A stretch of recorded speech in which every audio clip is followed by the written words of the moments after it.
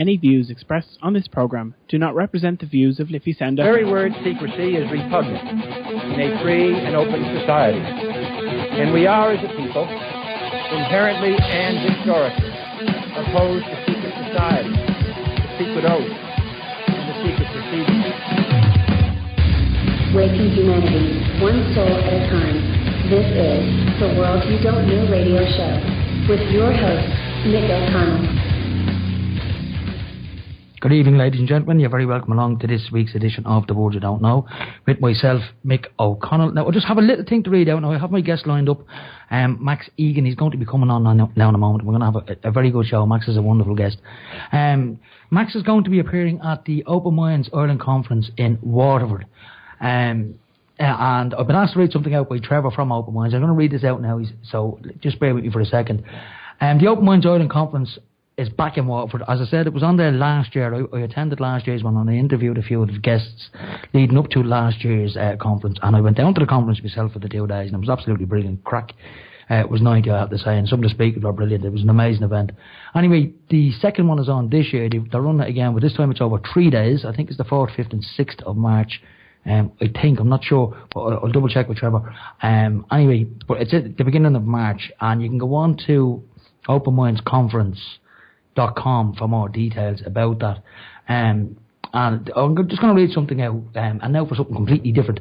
Have you ever asked questions of the world around you? Have you ever watched the news and thought, that doesn't look right? Have you ever thought yourself, there is more to a subject than may appear on the surface? If the answer is yes to any of the above, then the Open Minds Conference is for you. Last year, 150 people gathered for the conference from 9 different countries, from Spain to France, from the UK to as far as the USA. Many visiting the Viking City for the first time and experiencing all of the beauty of one of Ireland's oldest and most historic cities, Waterford. Great place. The conference brings some of the latest or the best minds, both locally, nationally and internationally, to Waterford. The Greek philosopher Socrates once said, "Knowledge is known how little we know." And this can be true of the world we live in today, of quick fixes and instant gratification, where all too often people form their opinions from 30-second sound bites without looking any deeper. Isn't that the problem really that goes on in this world? People don't look into anything at all. The Open Minds Conference aims to look deeper into a multitude of different topics and subjects, from natural health to the power of the mind. The event will kick off at Dooley's Hotel on Friday, the 2nd of March. So it's the 2nd, 3rd and 4th of March. That's the dates that it's on.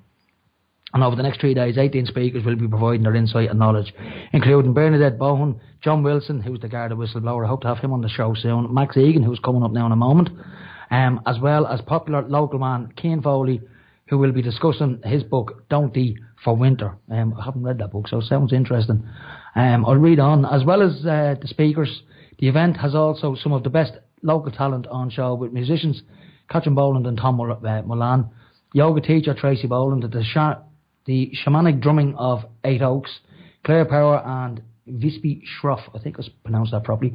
And it all finishes then with a meditation from John Payne. And we did the meditation with John Payne last year, and I have to say that was quite an interesting experience. I really enjoyed that. Speaking to one of the event organisers, Trevor Evers, he says, the whole idea of the event is to encourage people to ask questions of the world around them and the way they look at things. Of course, some speakers will resonate with some more than they will with others. I mean, that's always the way at these conferences. But if you approach with an open mind, then you can hopefully learn something in which you can use to make a change to your own life and touch the world around you. It is a great opportunity for people to come together and uplift hearts and spirits, while gathering a little knowledge along the way, and there is something for everyone. So bring on the weird, the wonderful, and all that's in between at the Open Minds Conference. That's on March the 2nd, 3rd and 4th in Dooley's Hotel, Waterford. And for more information, as I said, you can go to openmindsconference.com and you can get your tickets on omic2.eventbrite.ie. Eventbrite are offering the tickets. And I'm sure if you go down on the day, you will get in on the door. There's always tickets available at these events. So you will be able to get in the door. So without further ado, I'm going to go to Max, because it is 7 a.m. where he is in Brisbane, in Australia, just after 7 in the morning, and he has been kind enough to get up out of his bed early to do this interview. So I'm going to go straight to Max. Good evening, Max. How are you, brother? Nice to be here. Good to talk to you. Yeah, welcome onto the show again for the second time, Max. I've had you on once before, about 2 years ago. Yeah, I remember. It's good to be on again. And that was a great show, and you're very welcome onto the show. And as I said, thanks very much for getting up so early, because it is 7 o'clock tomorrow morning for you, Max, even though it's early in the evening here for us, and it's 9 p.m. But, well, it's just after 9 now, 11 minutes past to be exact. Max, we live in a funny old world, and it's got a hell of a lot funnier since I last spoke to you. Yeah, well, that's a pretty open question. Yeah, it has. It's gotten very funny. That's without mentioning Donald Trump. Without even mentioning Donald Trump. Trump's definitely an enigma, isn't he? He's a strange character, Donald Trump. I don't really trust what's going on. I don't trust all the theatrics that's going on, even with all these sealed indictments and the QAnon information and all these mass arrests that are supposed to be happening. Even when I look at what's been said against Hillary Clinton, it's mainly about, the Uranium One deal and all that sort of stuff. If people really knew the crimes of this woman and the crimes of the Clinton Foundation, it'd be world-stopping. It really would. People would just about collapse in their chairs if they really knew what this woman had gotten up to. And I'm not hearing a lot of that. And underneath it again is the smart grid, is the whole Internet of Things, which really is the concern. And I don't see any of this being addressed with any of this. So I think Trump's just there to provide a nice bit of theatrics for the people while all this stuff goes on underneath, personally. That's what I was going to get to next. I mean, as you just mentioned, that Donald Trump and all his theatrics is diverting people away with what's going on in the background and what's going on underneath the surface. And one thing I want to mention to you, which you've been highlighting quite a lot now on your Facebook posts, is this rollout of the 5G network. Yeah, well, that's the problem. The 5G grid and the Internet of Things and the cashless grid that follows it is the problem. That is the new world order.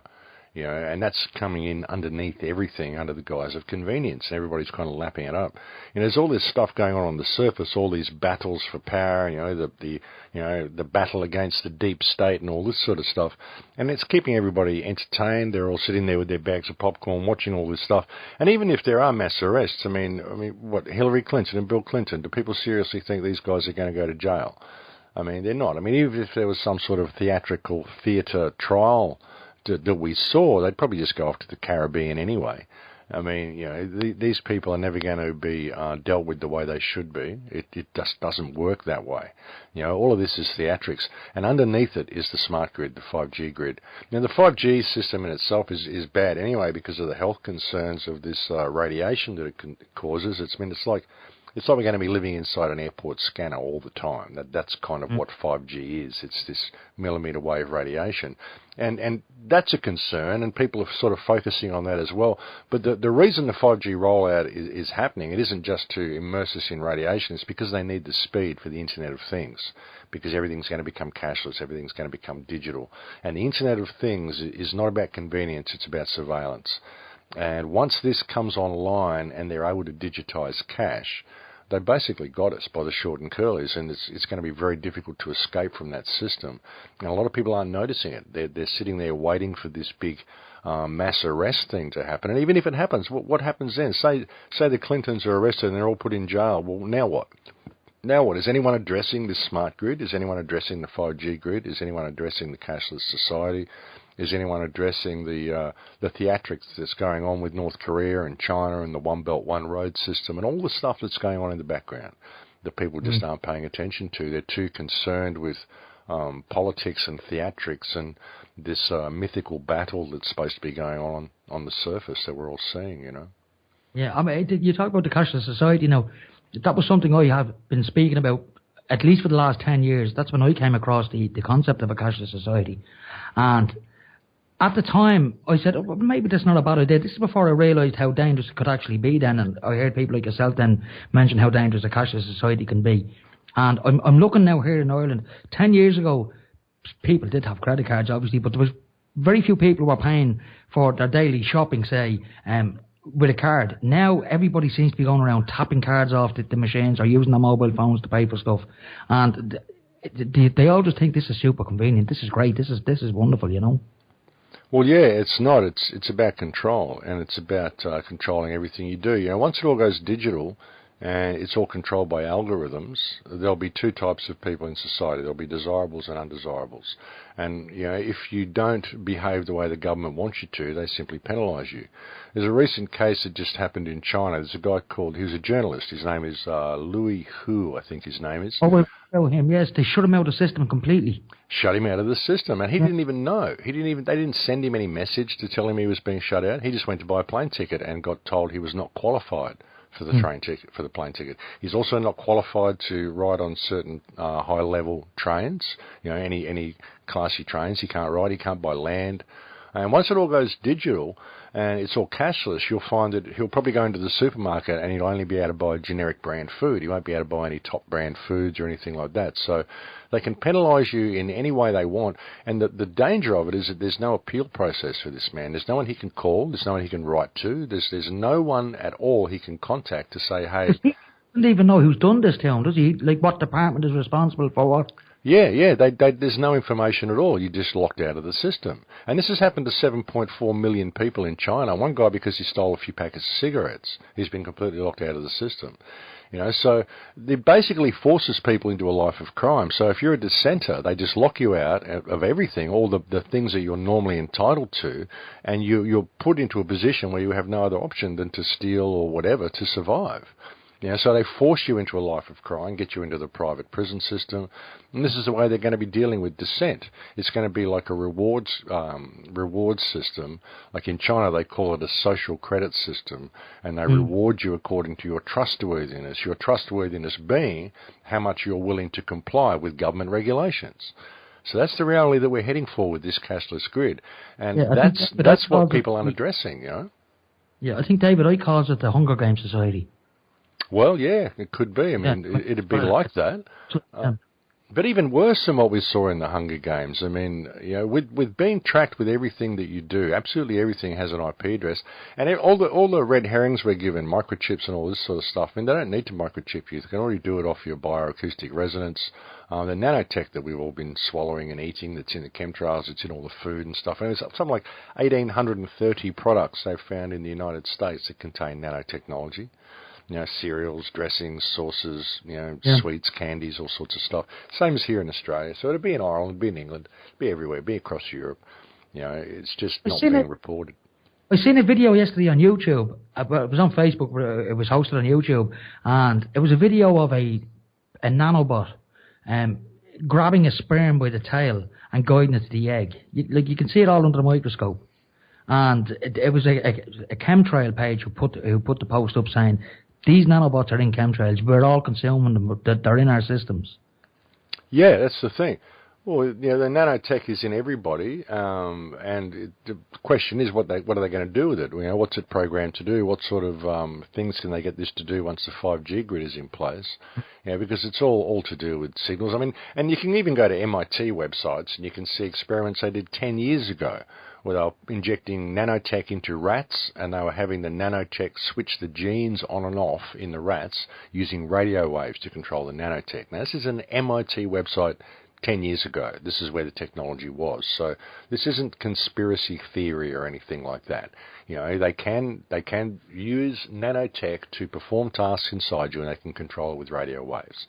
So where are they going with all this, and where are they leading the human race? What's happening to us? See, nobody's addressing all of these things. With all this theatre that Trump's, arresting of the deep state and all this sort of stuff, none of the real stuff is being addressed. This is all stuff that's on the surface to keep people there in the boxing ring and looking at the fight and not noticing what's going on. The way the analogy I use is, it's like we're in a house, and we're so distracted. We've got all these packs of dogs attacking the house, and we're so intent on keeping the windows and the doors barricaded and keeping all these dogs out and keeping all these animals out of our house that we're not noticing these lice that are crawling in under the floor and on the carpet and crawling up our legs, and we don't notice the lice until it's too late. And then the dogs go away because it was never about the dogs, it was always about the lice.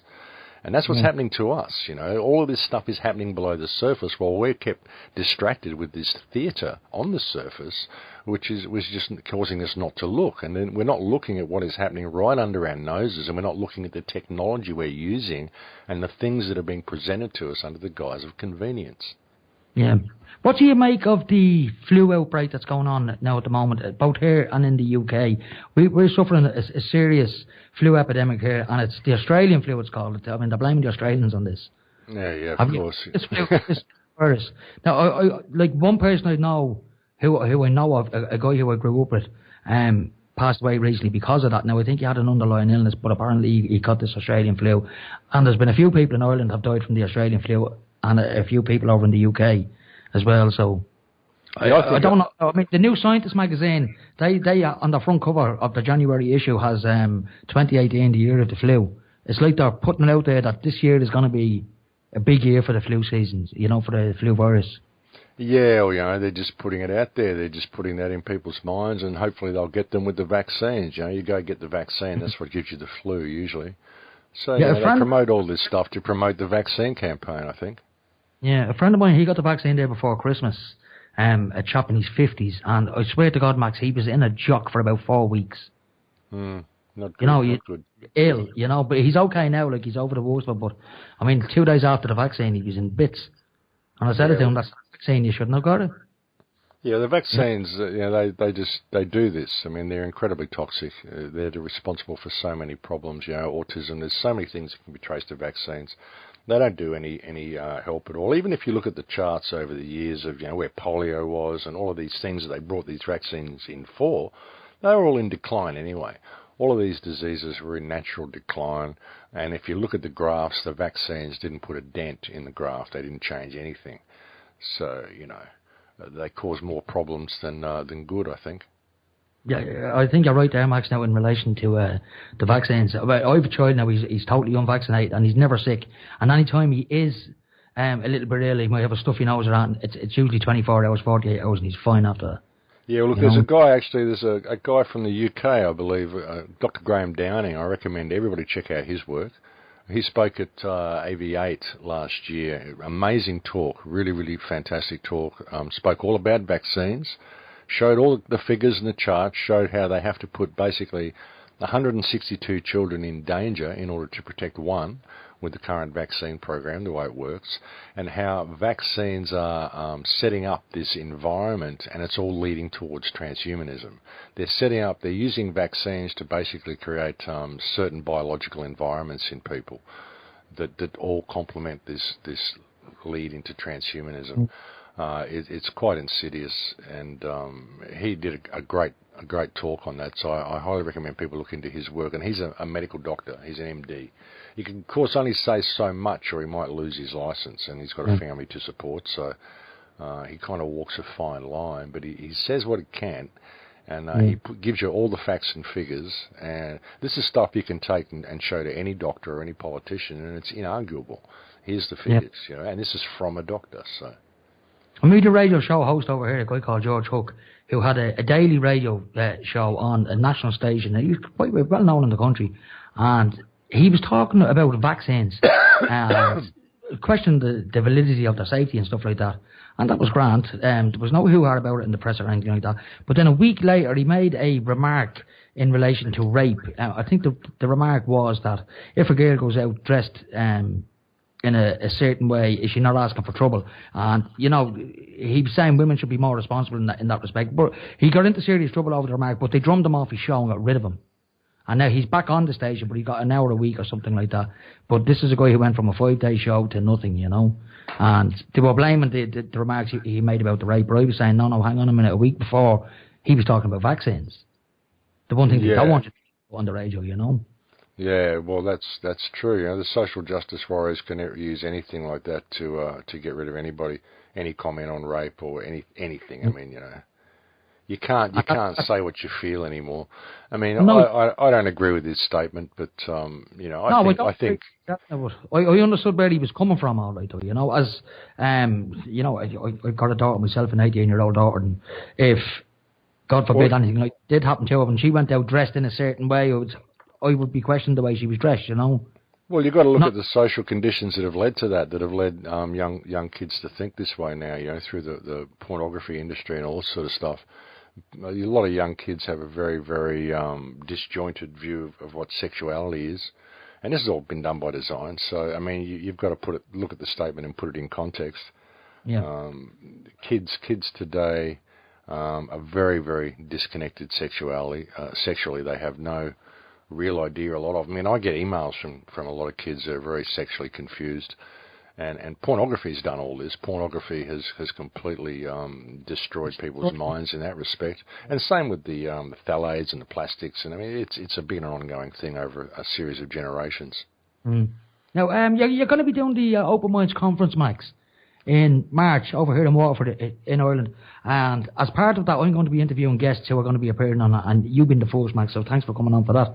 What are you going to be bringing to the conference? What are you going to be talking about at this conference, Max? Well, that's a good question. I have to figure that out. I kind of wing most of the conferences that I do. Like the last one that I did, I kind of prepared the slideshow a couple of days beforehand, just to sort of keep me on track. It depends on where the world's going, you know, True. and stuff is happening so quickly.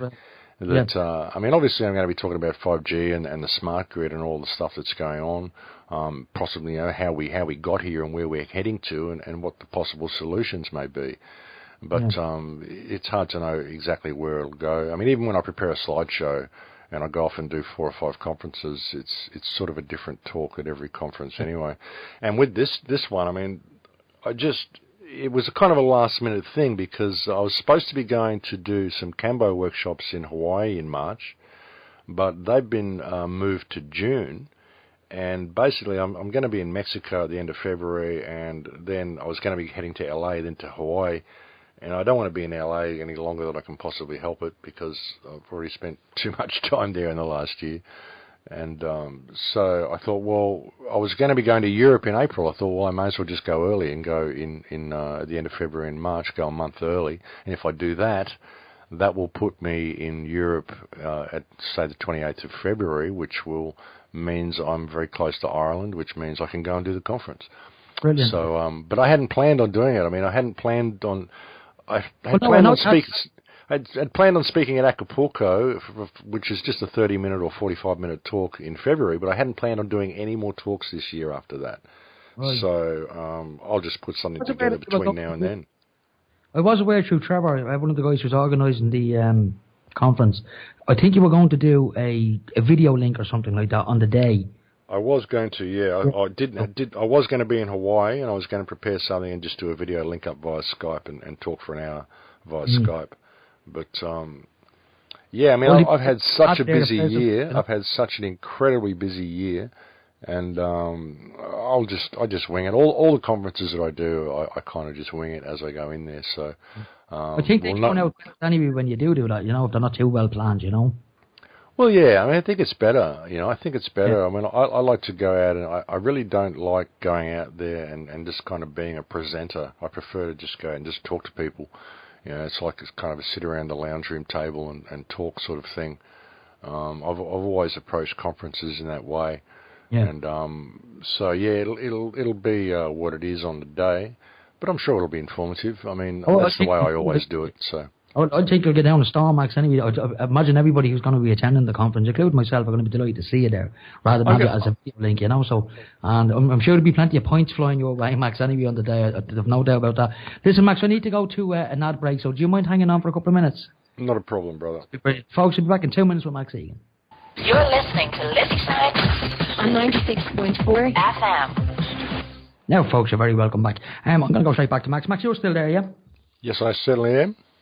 Oh, that's brilliant. Max, I want to talk to you a little bit about Gaza. I've been reading a lot about Gaza lately, about that young girl that's over there. I can't remember her first name. Tamini, I think her surname is. She's become a bit of a poster girl now for the Palestinian cause. She's been held in custody, I think, by the Israelis. Have you been looking at that story at all? Yeah, a little bit. She's from West Bank, I think, but right. not from Gaza. But yeah, good on her getting out there and making a difference, you know, and letting people see that Palestinians are human and they're not terrorists. You know, I mean, it's horrendous what's going on in Gaza, and it's as I say, it's a key that everybody could use. You know, this is a legal key that people don't even see the significance of what's happening in Palestine. You know, the fact that the occupation of Gaza and the occupation of West Bank is a war crime. It's a war crime, pure and simple. It's a breach of the Geneva Convention, and all of our politicians all around the world are supporting this. So, you know, if the government in Ireland is doing stuff that you don't like, why don't you say to them, well, hang on a minute, are you supporting the State of Israel? Well, that means you're a war criminal under your own law, so what makes your legislation valid when you're a war criminal? You know, if you're not being held accountable for supporting war crimes, then there is no law, and we need a revolution to depose you tyrants, basically, because you've demonstrated to us that there is no law. You know, so what is this? How come we're subject to the rubbish you write down on paper when you're not subject to international war crimes? You know? Why can't people see this and see the opportunity it provides for you? And it doesn't matter whether you support Israel or Palestine or Israelis or Jews or Muslims. It doesn't matter what you support. It's whether you believe law is real and whether you believe people should be held accountable for their actions. You know, and Gaza Strip in Palestine is a huge moral dilemma. It's the greatest moral dilemma we face today, and it's a potential healing for all the other problems that we face, because this basically shows that all the politicians in this world, everyone that supports this state is a criminal. So all the legislation's invalid anyway. So why are we going along with any of this stuff? You know? What do you think of Donald Trump's move to relocate the American embassy to Jerusalem? Absolutely disgusting. Yeah. Absolutely disgusting. I mean, some people say, it's 4D chess. He's united the Arab world with this move. Well, no, he hasn't. The Arab world's all over the place. It's always been all over the place. Since England went in there and divided it all up, it's been all over the place. You know, but he's openly supporting the state of Israel, Donald Trump. He's basically said he's going to pull funding from Palestine, pull all aid from them altogether, unless they agree that it's okay to move the embassy to Jerusalem. And people don't understand the significance of that. You move the embassy to Jerusalem, you're saying Jerusalem is the capital of Israel, and you're basically saying there is no Palestine and there never will be a Palestine. And that's it. That's the end of their country. That means it's been completely stolen, and it gives Israel the green light to basically clear the rest of them out. Can I ask you, what kind of a hold do you think the Israelis have over the rest of the world that they're allowed to get away with this? Oh, they have a huge hold over the rest of the world, you know. I mean, there's been threats of things such as, you know, the Samson option, you know, the fact they've got nuclear missiles trained on everybody. I even wonder about nuclear weapons completely. So that's a whole other story. Yeah. That's a whole other story. But there's also things like Operation Talpiot. There's also the fact that Israel runs the Palantir network. It was running the Promise software, all the back doors that are put into all the systems that was used to run the 9/11 attacks. Israel basically has the power through Talpiot and through its control of technology to be able to severely limit anybody's internet or interfere with anybody's internet or stage terror attacks in any country they want. I mean, they've got agents everywhere. Most of the terror attacks that we see are staged by Israeli agents. You know, so, you know, they've got a huge hold over everything. They've got dual citizens in just about every country. You know, through the whole Holocaust scenario, they've been able to infiltrate any country. I mean, Jewish citizens can come into any country and they can set up a business and, you know, just go for it. You know, you can't. I couldn't move to Ireland and just move there and set up a business and start making lots of money in Ireland. There'd be all sorts of problems to stop me. But if I'm an Israeli, I can do it. As same as an Israeli can come here and do it. If you're an Israeli, you can do it anywhere around the world because of this hold that the Holocaust has over people's minds. So they've set up this whole scenario whereby they've been able to infiltrate all governments and all technologies through the sympathy that they get from the Holocaust. So this is how it's all been done. So they've got a huge hold over everything. You know, I mean, it's a tenuous hold. A lot of people are awake to it, so it's a tenuous hold, but it still is a hold. It still is a hold. People in high places who are subject to these people are all compromised, you've got to understand as well, through brownstone operations and stuff. I mean, all politicians are compromised. Forget it. They're all compromised. If they're not, they wouldn't be there. You know, the ones who aren't compromised don't get the big chair. That's the way it is. And it's who compromised them. It's who are the people who compromise them. And it isn't just banking cartels, it isn't just the Jesuits and the Illuminati and all these things we're given. You know, the world's run by business.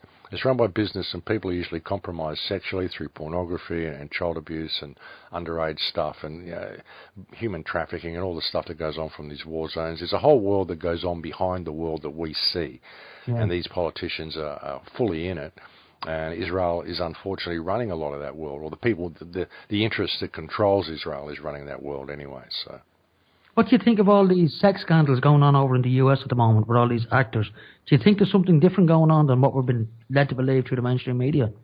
Well, look, you know, Hollywood's run on pedophilia, but again, a lot of this is theatre. See, the smart grid, everything that's running out, this is only 2 years away coming online. You know, anything they can do to keep you distracted. All this pedophilia and all the stuff the Hollywood actors are saying now, this is all stuff we all knew. We already knew all this. They're just confirming it for us. You were talking about it on your show years ago as well, Max. Yeah, everyone already knew it. They're just confirming it now. But what's happening? Is anything changing? Well, we're seeing all these sealed indictments and all this stuff, you know, all this. It's taking forever, taking months to happen. Oh, yes, 2018 is going to be the year of change. So everyone can sit back for the next 12 months and watch all this slowly unfold. In 12 months, the whole smart grid's going to be just about online. You know, so all of this stuff is theatre and theatrics. You know, they're all telling us stuff we already know, and everyone's getting excited about it because it's now coming out into the mainstream. But it's not coming out in any real truthful way. They're just sort of biting around the edges, and they're putting it into the minds of people and sort of preparing them for the fact that blah, blah, blah. But most of the people already know. Most people already know that this is the way it is. They just don't want to face it. You know, so a lot of it is theatrics, I think, brother. I really do. I don't think we're ever going to see any of the main players go down. I really don't.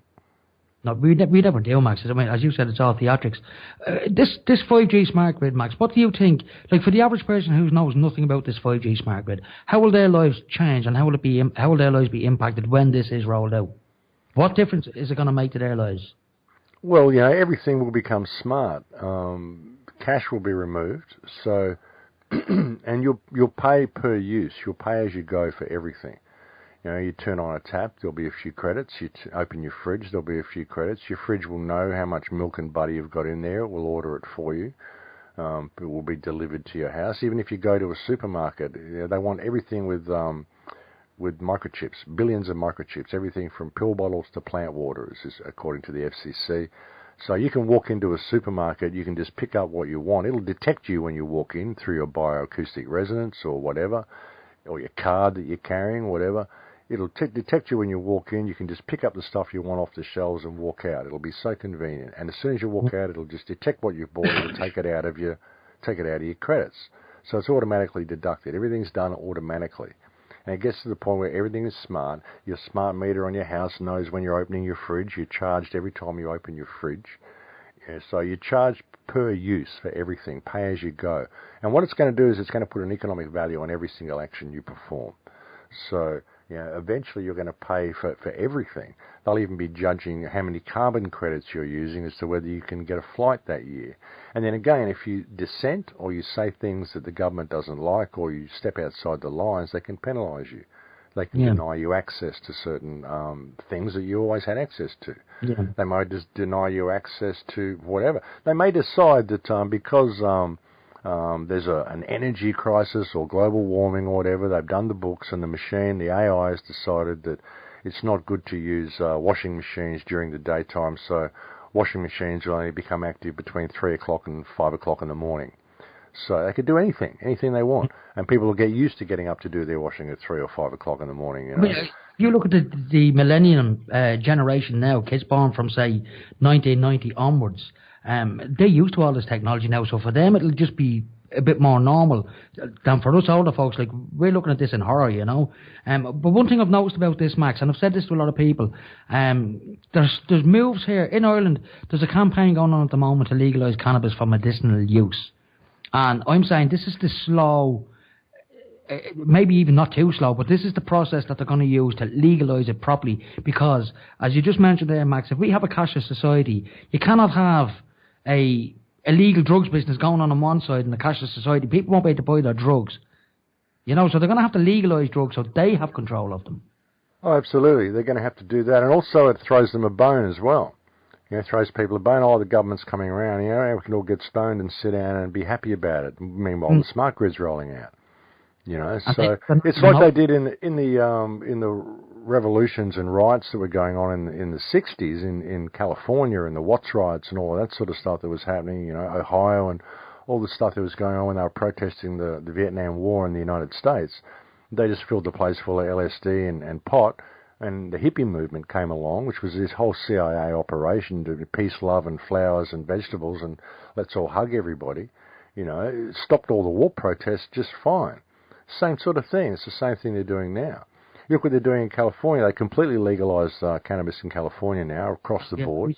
It's not just for medical. It's completely legal now. So they'll get all the people to move to California, all the hippies, all the alternate people move to California. And meanwhile, they're just devastating California with directed energy weapons and the water's contaminated. And, you know, let's get all the alternate people here. Once they're all there, they'll probably set the fault line off and drop them all into the ocean, you know. So I don't trust anything they're doing. You know, it's just throwing us a bone. You know, cannabis should never have been made illegal to begin with, and there shouldn't be any process in decriminalising it. It should just be decriminalised across the board. Any politician who continues to support its continued prohibition should be arrested for crimes against humanity, because it was outlawed under false pretenses to begin with. It's our companion plant. It's one of the greatest healing plants there is. It used to be the basis of all medicines, and when they outlawed it, everybody started getting sick. So, the whole thing really needs to be looked at. We don't need any political process to decriminalise this stuff. We need to admit that it's a healing plant, and that its prohibition is a crime, and any politician who supports it should be instantly removed from office, because they're committing crimes against humanity. It's as simple as that. Why don't we just call things out for what they are, Yeah. I was reading on the Irish news earlier, on our local news, out in County Kildare, in one of the courthouses, a guy was convicted today of possession of one joint, and he was fined €500 and told by the judge, "You come up in front of me again, you're going down for 12 months." It's ridiculous. Well, the judge is the criminal there in that case. The judge is supporting, a prohibition of a healing plant. The judge is supporting corrupt legislation. The judge should have the balls and the nous to investigate the politician that wrote that legislation and have that person charged with abuse of office. That's what should happen, All these people are war criminals anyway. Like I said, this politician that's supporting the prohibition of cannabis is probably supporting Israel, so he's a war criminal anyway. What makes any of his legislation valid? And why is this judge sitting on the office supporting corrupt legislation, claiming he's supporting the law? He's not. He's supporting corporatism. He's a disgrace. He should be removed. Why was cannabis outlawed in the first place? Was it? I mean, I read a couple of theories online. One of the big theories that I read was the DuPont family campaign to have it outlawed because of the paper industry. They figured out you make paper from trees, you make more money. Well, it was actually the plastics industry. There was a guy called Harry Anslinger. There was John Mellon, Harry Anslinger, and DuPont. John Mellon was I think he was the treasurer at the time of the United States. John Mellon's daughter was about to marry into the DuPont family, and the DuPont family had spent all of their money promoting nylon, the new hemp they were marketing it as, and hemp had just gone completely mainstream, and they'd invented the big harvester, the cannabis harvester, which was going to do for the hemp industry what the cotton gin did for the cotton industry. It was going to, because cotton used to be a very, very expensive fabric, but the cotton gin made it a very common fabric, made cotton easy to grow, easy to harvest. They just done the same for cannabis. Hemp was going to become mainstream, was going to take over the fabrics industry, and DuPont had just spent all of his money on developing nylon, and that was about to go down. Mellon's daughter was going to marry into that family. Mellon, he employed a man called Harry Anslinger, who was the head of the FBI at the time, and Harry Anslinger was the man who made Reefer Madness and did the campaign to outlaw hemp, which was all about protecting the DuPont chemical company and the chemical family. A lot of people, when they outlawed it, the doctors were outlawing it. They were supporting it because of the devil weed, marijuana, Reefer Madness. They didn't understand that marijuana was hemp, because hemp was the basis of medicine. When they found out what they'd done, the medical industry tried to get the legislation repealed because of the damage it had just done to the medical industry. Right. But that was all squashed and covered up. And that's basically who it was Harry Anslinger and John Mellon and DuPont, who basically got cannabis outlawed. It was all done under false pretenses. The one video that they used to use, the one case they used to use was a man. They said this man chopped his family up with an axe, and he was stoned on he'd been smoking reefers, and he chopped his family up with an axe.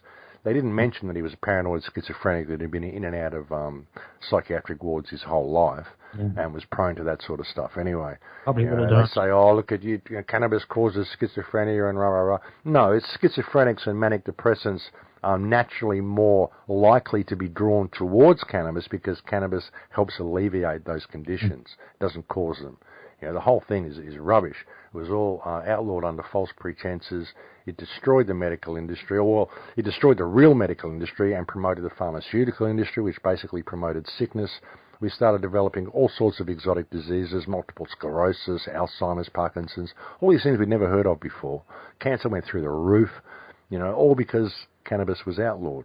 So any politician that supports the continued prohibition of this plan or creates any red tape on getting it decriminalised should be immediately removed from office and just put in a camp somewhere. All these people should go live on Christmas Island, all these politicians. Give them a hammer, they can all have their war, With a young girl over here called Ava Barry, she's a chronic epileptic and she lives down the south of Ireland, I think Cork, I think she comes from. She's the only person in Ireland, as far as I'm aware, that has a licence now to use medicinal cannabis. And what happened in her case was her mother had walked from Cork to Dublin, a good 230-something miles, I think, to protest against the government for not allowing the child to use medicinal cannabis, because it had been proven that when she was given medicinal cannabis, she was having no seizures, and this had gone from, say, 15 to 20 seizures a day to 0 seizures. She was living a normal life. But unfortunately, the poor child and her mother had to relocate to Holland so she could have the medication, and there was a campaign to bring her home. Now, she is home now, and she's been granted that licence. But she's the only person in this country that has a licence to use medicinal cannabis. You know, and the government know that this cannabis is working on it, yet they still won't release it to the mainstream to alleviate symptoms and all sorts of illnesses, Max, as you know it does. Well, the people should stand up and have all these politicians held in abusive office. You know, they're doing things that they're not entitled to do. It doesn't matter if they write it down and call it law. It's ridiculous. You know, the government says it gets its power from the people. But how do you have that power? Can you delegate a power to them that you do not have yourself? Do you have the power to put someone in a cage if they use a plant that heals themselves? Of course you don't. So how does the government claim to get that power from the people? They don't. The politicians abuse the office that they hold by writing legislation they have no right to write. They give themselves powers they do not have and have no right to have, and we sit there and we put up with it. All of these people are criminals. They are all in abuse of the office they hold. They're not even abusing their power. They don't have the power, for God's sake. They're in abuse of office by giving themselves power they don't have. Why don't we just call this? Screw these people. How dare someone say they have the right to tell me I cannot heal myself because you wrote it on paper? Who the fuck are you? Sorry for swearing, but who are you people? This is not acceptable. It's simply not acceptable. So people need to stand up and grow a backbone and call it. These people are your employees. You do not employ them to mess with your lives the way they are doing. Why don't we just call this out for what it is? Yeah, I mean, some of the legislation that's come out in this country over the last few years now is absolutely ridiculous and oppressive. But I'm not surprised by that because, you know, although a lot of people in Ireland think we live in the, you know, this lovely republic where we got our independence from the British, we never did. It never happened. You know, I mean, the British are not going to let the jewel in their empire go just because a few Irishmen stood up and says we want our country back. You know, but they gave us the illusion that we have it. You know, we have the illusion that we have an Irish government, but it's a Free State government. And the Free State was foisted upon this country by the British in 1922. And it's been that way ever since. But yet most people in this country have this misconception that we live in a republic, a sovereign independent republic. We don't. We live in a British construct. Oh, absolutely. You guys live under the thumb of England, and you have for so long. I mean, I've always said that if any race can identify with the plight of the Palestinian people, it's the Irish, because of what you guys have suffered at the hands of England. It's absolutely disgraceful. And there is no democratic government. There is no real legitimate government on the face of this earth. There really isn't. It's just corporations, Max. Exactly. It's a cacostocracy, mate, is what I call it, a cacostocracy. You know, a rule by the scum, rule by the worst possible people. We've got a criminal class that has manoeuvred itself into positions of power, and they now control every single government on this earth. And they're going to continue to do it until we call that out and acknowledge that fact that this world is run by criminals. Yeah. Even when you look at the whole legal system, all the work that people have done through the whole free man movement, and you know, seen how the name works and what the capital letters mean, how it's just dog Latin anyway. All of it's illegitimate. The way the court, you go to a court case, the police officers go into the court case as non-registered entities. The only person who's registered in there is the defendant. You know, who's been tricked into going in there as a registered entity to get his life milked from him. These people, it's a crime gang. It's a crime gang. There is no law. There is no legitimate law that works for anybody. And you know, we don't get any remedy from anything in this system because we refuse to admit the simple fact that the world is run by a criminal class. You know, and none of this legislation is valid. They need to explain themselves because they don't get that power from us. They just make it up, and we don't employ them to do that. And we need to start realising how we're being led. And every year they get themselves thousands of euros and thousands of dollars in pay raises while they give the citizens a measly €5. I mean, and that's what's going on in this country, Max. You know, the unemployed in this country, people on pensions, got €5 extra. And we won't be getting it till March. Anyone that's on welfare won't get that money till March. And yet the government seems fit to give themselves a €3,500 rise just for the Christmas, you know.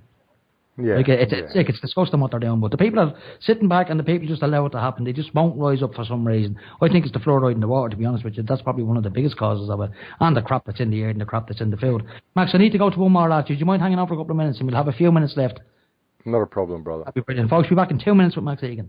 You're listening to Liffeysound, www.liffeysoundfm.ie. Listen online. Community radio at its best.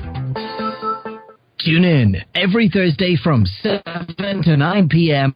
for Ultrasounds on Liffeysound 96.4 FM or www.liffeysoundfm.ie. Have you taken our advice and explored the many attractions in our lovely Liffey Valley? There's so much to enjoy in the Liffey Valley. Lovely parks, riverside walks, historic houses, water sports, children's play areas, and much, much more. The Liffey Valley Park Alliance continues its work for the preservation of this marvellous amenity and its picturesque landscapes. You can play your part by using its various facilities. If you have not already done so, start now. You won't regret it. Danger, danger! If sore necks, ringing in your ears and mosh pits are your thing, check out High Voltage with me, Dave Darcy, for all things rock, metal and punk. Every Monday evening from 7 to 9 on Liffeysound 96.4 FM. Danger! High Voltage! Bring the dance! Local programs, local presenters, local news. Tune to Liffeysound 96.4 FM. Now, folks, just before I go back to Max, I just want to read out that Luke and Live, our new daily talk program, is broadcast Monday to Friday at 3 p.m. That's Luke and Live every day at 3 p.m. on Liffeysound. So tune in for that. It does be a good show sometimes. And it does get rebroadcast at 10. I'm not sure if it's one on the system, but if there is, I will be playing it. Anyway, I've got about 8 minutes left, so I'm going to go straight back to Max. Max, just before we've got about 8 or 9 minutes left, and before we do finish up, what possible solutions do you think people, what should people do to make this bloody world a better place? What do people need to start doing? Well, they need to really become aware of this smart system, and they need to start shopping with cash. They need to put down their smartphones, which is going to be very hard for people to do, realise how these phones are tracking them and what it's really all about. And they need to find some way of uniting with the people around them. I mean, I've been trying for so long to get communities to unite together and realise that what the power of community can do to stand up and call this system out for what it is. You know, you've got to identify the fact that your world's run by criminals. It is. I mean, these people are criminals, and you can ask them the right questions in the right way in a public enough manner, you know, and you're going to find that they've got nowhere to go. They back themselves into a corner. They'll show you their own criminality. You know, I mean, I don't want the whole system to collapse and everyone to immerse themselves into chaos, but we need some responsibility from our political figures. If we're going to have politics at all, if we're going to have government at all, it needs to be responsible figures that can work to reducing the size of government and working back to a point where we've at least got an educated population. You know, but we're not going to get anywhere if we just keep thinking that the next person to vote in is going to fix the problem. You know, we've got to realise the world's run by criminals, and we need a revamping of this system. We need a replacement of these people. You know, but we need some people of honesty and integrity in there. So people have got to start standing up and calling it out and saying things for what they are. Stop being politically correct in your actions and your statements, and start calling things out for what they are. You know, that will make a big difference. You know, lead by example in your community. I was hoping with the likes of Donald Trump getting elected, you know, and all this bullshit that he's going on with King Jong-un, the little fat fella in North Korea, saying my button is bigger than your button. I mean, that's bloody schoolboy politics there. You know, people should be looking at that and say, hang on a minute, you're supposed to be politicians. Grow up. You know, and take people out of bloody office. I mean, if that's not going to wake people up, I don't know what is, Max. This is all theatre, man. It's really all theatre. There's not going to be a war with North Korea. Nobody's even taking it seriously, the whole threat of war with North Korea. That's why they did that whole nuclear threat, the ballistic missile threat on Hawaii the other day. Oh, sorry, false alarm. False alarm. Just so people start taking the war a little bit more seriously, because they want people's attention on what's going on there. That's all going to be, you watch, China will step in and it'll totally quell that situation. And this will bring about the new Chinese One Belt, One Road economic system, and we'll all move over to digital currency within the next couple of years. You watch. Do you think it's going to happen very soon, Max, in the next couple of years, yeah? I do. I think that the amount of money that's funneling out of fiat now into Bitcoin and into crypto is phenomenal. Yeah. Crypto's up at around 700 billion or something at the moment. All the money is funneling out of our normal economies into crypto, and it's probably, and they need digital cash of some kind to bring the smart grid online. Doesn't matter what form it takes. Cryptocurrency will work fine with that. But they've got their own versions of it. Like they've got IOTA, which is Tangle technology. They've got their own versions of crypto. Israel's even announced it's going to start its own cryptocurrency. So, it's digital currency. Once it becomes digital, I mean, the cryptos could be really good in the current fiat system, but once it all goes smart, it's not going to matter. And the bankers don't care. They don't need control of currency. What they need is control. And they'll get control by everything being digital, And do you think, are we that far away, Max, from having our homes completely automated, so to speak? Like you were mentioning earlier on, that your washing machine's only going to work between 3 and 5 o'clock in the morning. So, and there's nothing you can do. If it doesn't work, it doesn't work. Well, they can do that simply by putting in a smart meter on your house and putting a chip in your washing machine, a chip in your fridge. There was a guy who's arrested in Sydney because his fridge was listening to him over breakfast. He was having a conversation talking about illegal stuff, and the police came and arrested him, and they had the conversation recorded. Smart fridge was listening to him. So, once it's all smart, once all the devices are talking to each other, once everything is microchipped, your milk carton's microchipped, and they're rolling this out now. That's what the whole IoT is about. Yeah. They're putting all the sensors on all the roads now. They're putting all the towers everywhere. They're putting everything in. They're putting all the infrastructure in now. The 5G system. So all they have to do, they make everything with a planned obsolescence. So you buy a new toaster, it only lasts a year. You've got to buy a new one. A new fridge, it only lasts a year. You've got to buy a new one. And when you buy your new one, it's got a microchip in it. There's nothing you can do about it. You buy an old one, it's not going to work. You've got to get your new one. So this is how they do it. All they've got to do is put a chip in everything and have everything talking to each other, and the smart meter can tell your fridge not to work except for these certain hours, if they want to do that. I was in our local supermarket yesterday. I'd done a bit of shopping, and I was standing at the checkout now, and I have to admit, Max, I did pay with my card, because I didn't have any cash on me, but I paid with the card. It was like 70 euros. That's all. It wasn't that much. But I was standing there with all my stuff in the thing, and I actually said to myself, how much easier would it be? Because the queue was bloody half a mile long, So how much easier would it be if everything in that trolley had a little chip in it, and I was just able to walk through the checkout? That's why they do it that way. But I think that's coming down the line, because the checkouts are getting less and less. They're becoming more and more automated, and I think it's eventually going to be that you'll walk into a supermarket, fill your trolley up with what you want, and walk straight out the door, and it's all scanned and deducted from your account. Exactly. That's why they want to do it, though. That's why they make it so the checkouts are so inconvenient now. That's why they make sure there's only never enough operators on there. You're always in a line. They make sure it's inconvenient, so you're going to want the convenience. They could make it far more convenient for you. It could be far easier to do things, but they make sure. And it's like when I flew into Houston, and there was it was five airlines arrived or something. There was like 1,000 people there waiting to get through customs, and there were two counters open. There's 16 counters there. Only 2 of them were open, stamping your passports. Took 2.5 hours to get through customs. That's ridiculous. That's the different, Max, isn't it?